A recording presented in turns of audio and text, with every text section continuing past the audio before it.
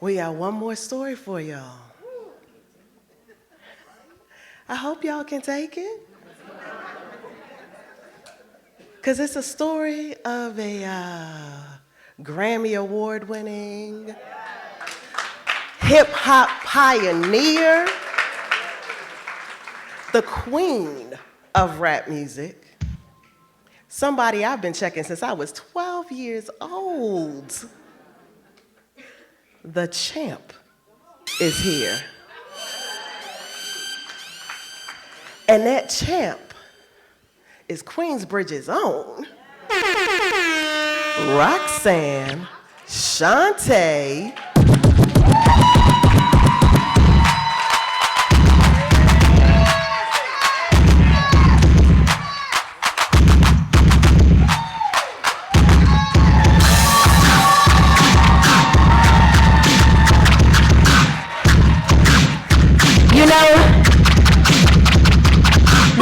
Roxanne, don't you know, I just a whole rock a party and I do this show.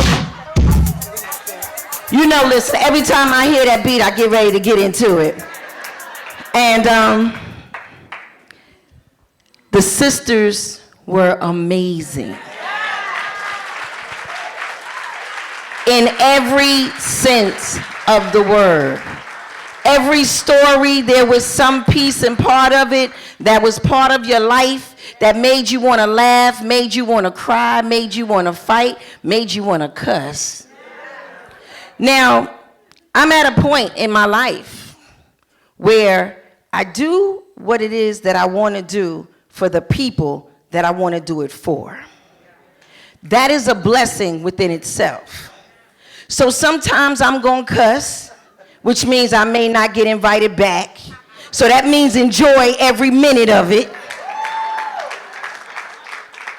Because I need to tell you about Roxanne Shante. I have two quick stories, not too long, to let you know about Roxanne Shante. I need to take you back to 1977, because this was the first time when I realized that I was going to be somebody. So in order to take you back to 1977, maybe I can get a song from 1977. DJ, play anything from 1977. Let's do it.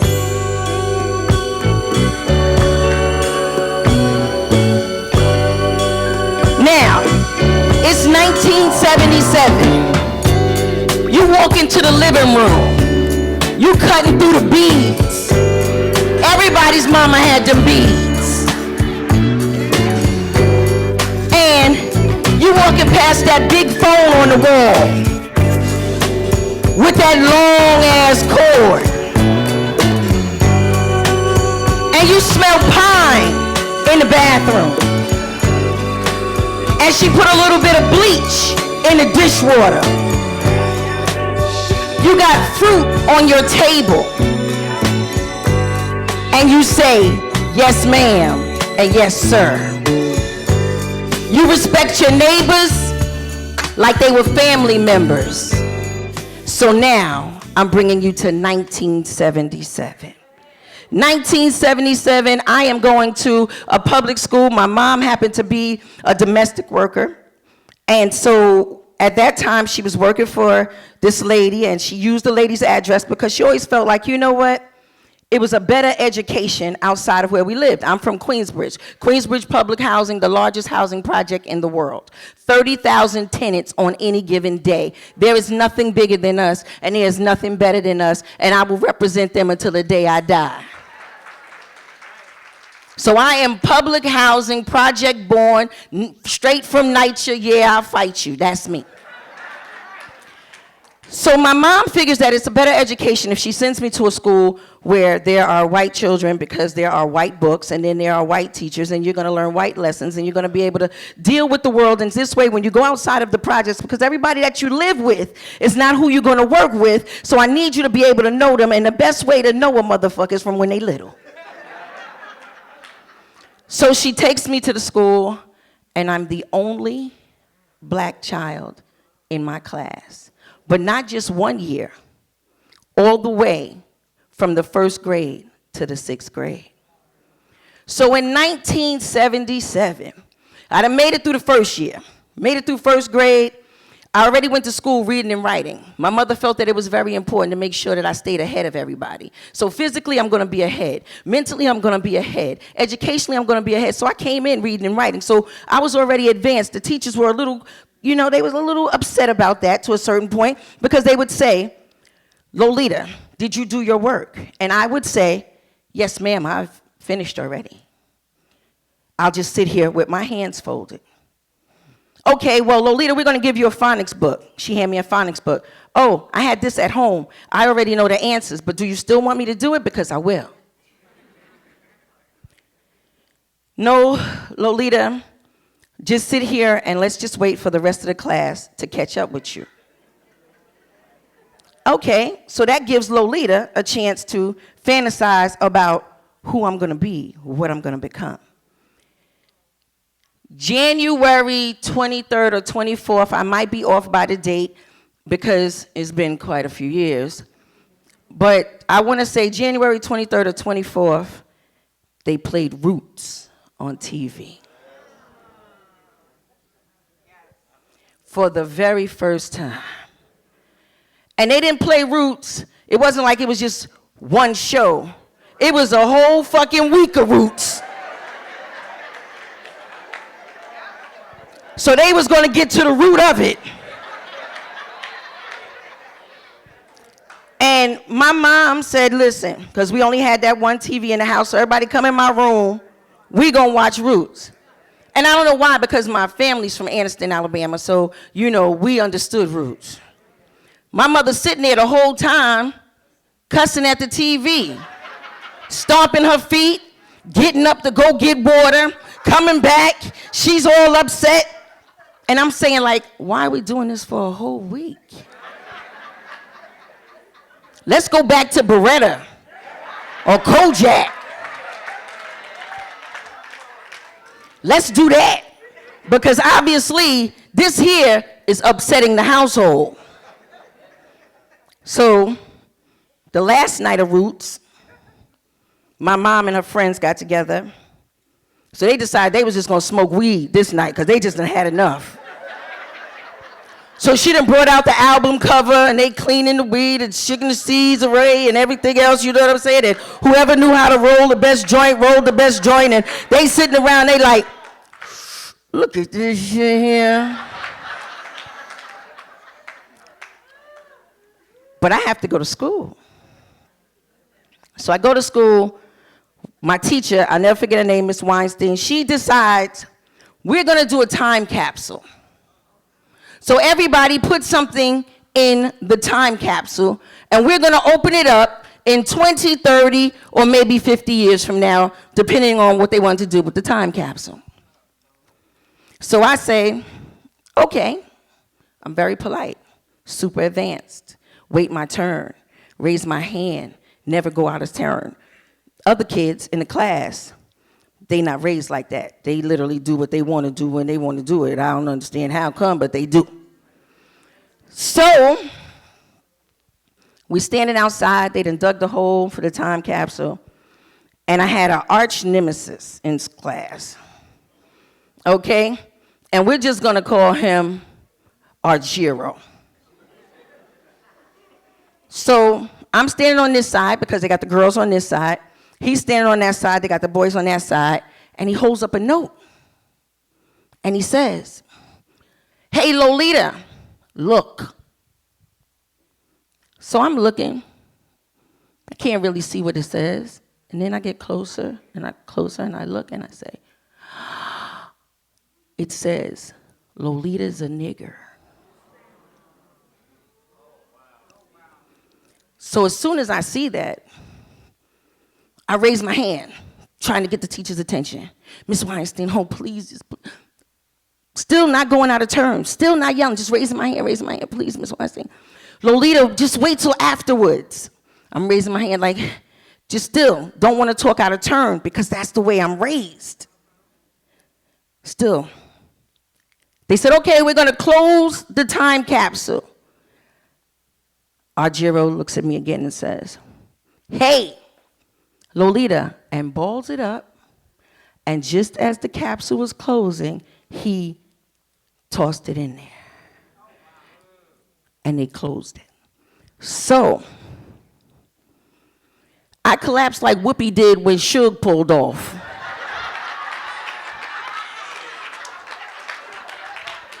Baby, I was there, my little dress was up, my sock was out, barrettes was gone. They was like, "Oh no, Lolita fainted. We gotta take her to the nurse." But my mom wouldn't pick you up for fainting. She felt like, listen, cold rag, I ain't got this money, I gotta bring all these kids to come pick up. If she that sick, you take her to the hospital, I'll meet y'all there.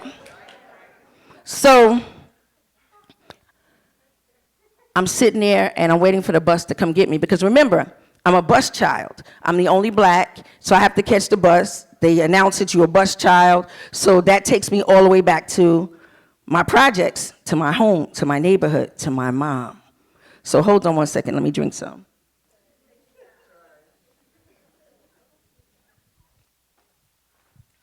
And so I get off the bus, run upstairs to the house. My mom is cooking, and she sees me. And one of her biggest fears comes over her face. Because remember, I'm a young black girl going to an all-white school, and sometimes you have to go to the bathroom. She used to tell me, "Hold your pee till you get to me." You know, that type of stuff. So that's what I went to school with every day. And so she looked, and she seen something was wrong. And I just looked at her, and as we do when we come to our mothers, as soon as you see that comfort, as soon as you see her, I just broke down crying. And she's checking me, checking my clothes, checking, you know how they just check you. She's spinning me around. She just looking for any sign of anything that would have been one of her biggest fears. She just wanted to know who hurt you, what happened, talk to me, get it out. And it just took me so long to get it out. So finally, she hangs up, she calls up her other friends, and she hangs up the phone, says some shit done happened, and hung up. So now they all getting ready to race over. And I finally calmed down enough so I can tell her what happened to me. I said, "They did a time capsule." "Okay, all right, the time capsule, okay." She was like, "What else?" And I said, and Argiro. What happened with Argiro? He wrote on a piece of paper. He wrote on a piece of paper. Well, what he wrote? Remember now, my mom is from Alabama. Now, what he wrote? Not what did he write, what he wrote. I said, he put on a piece of paper, "Lolita's a nigga." She said, "Shit."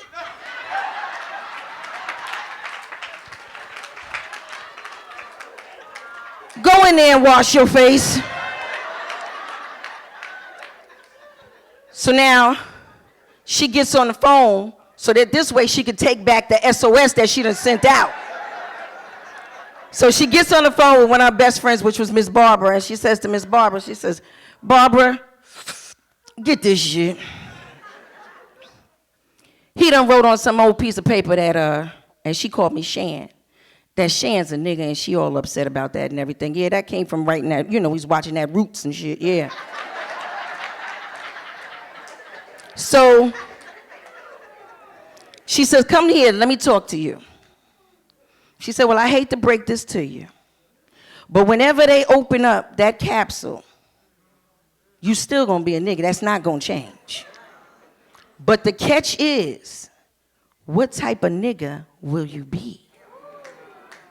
In 20, how long you said they was gonna take to open that up?" I said 20, 30, or 50. So in 20, 30, or 50 years, when they open the motherfucker up, what you gonna be? Because that's what you need to concentrate on from right now.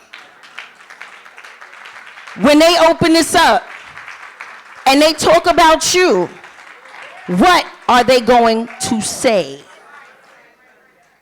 So, I spent my entire life to make sure that when they open that up, regardless to what was going on in my life, in my mind, I said, don't forget these motherfuckers gonna open up this time capsule. Be ready. Be very ready. You're a black woman, be ready. I said, okay. So, 15, I became Roxanne Shante. Started making records. Didn't have a good record deal. They stole a lot of publishing and everything else, but that's not all. I'm a 2-time breast cancer survivor. Shout out to the young lady who was up here, to Nikki, because I know what it is to ring that bell and be on the other side. So the time will come when they got to open up, because they did open up the time capsule. They did. They opened it up. I went there for the 30th anniversary of it. I sure did. Yes, I did. Yes, I did. And I stood there, baby, and I was dressed better for that shit than my wedding. Do you hear me?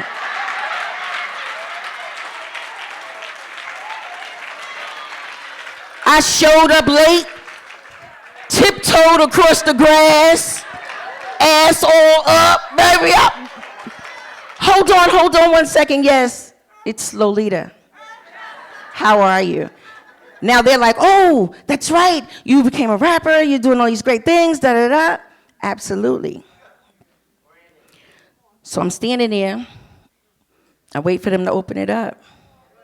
I smile. I see everybody digging for their pictures. I see everybody digging for their items.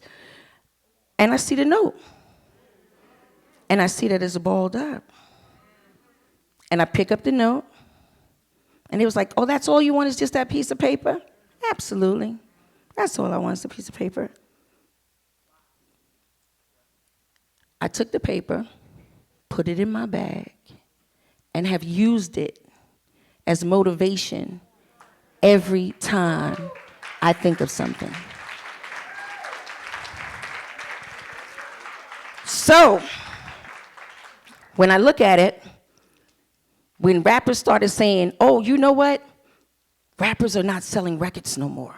Nobody is making money anymore. This is not happening. Now, everything that I say to you right now, you know you'll be able to Google it. Because, see, in this day and age, you can't make shit up. So, in a year when they said no other rappers were going platinum, nobody was doing this, nobody was getting that, that year, Roxanne Shante went platinum.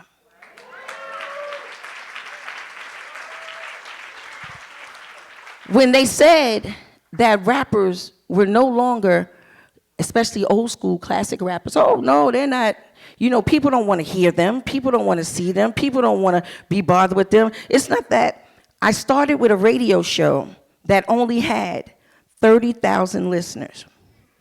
I have 7 million listeners per day.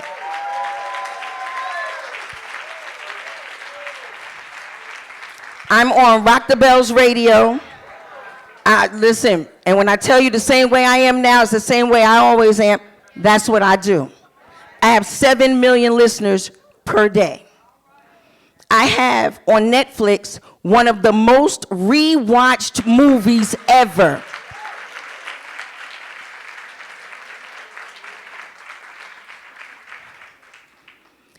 I am a Grand Master, which means I am part of a foundation, which is called the Paid in Full Foundation. So I am also a multi-millionaire.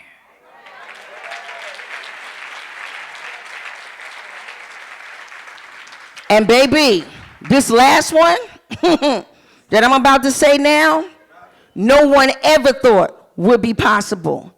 I am in a class with Prince, Frankie Beverly, Frankie Valli, The Clash, Taj Mahal, Roxanne Shante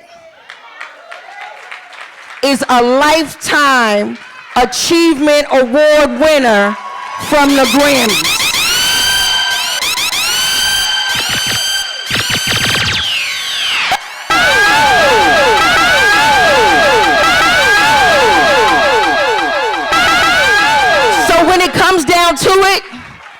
And you want to know what type of nigga I'm going to be?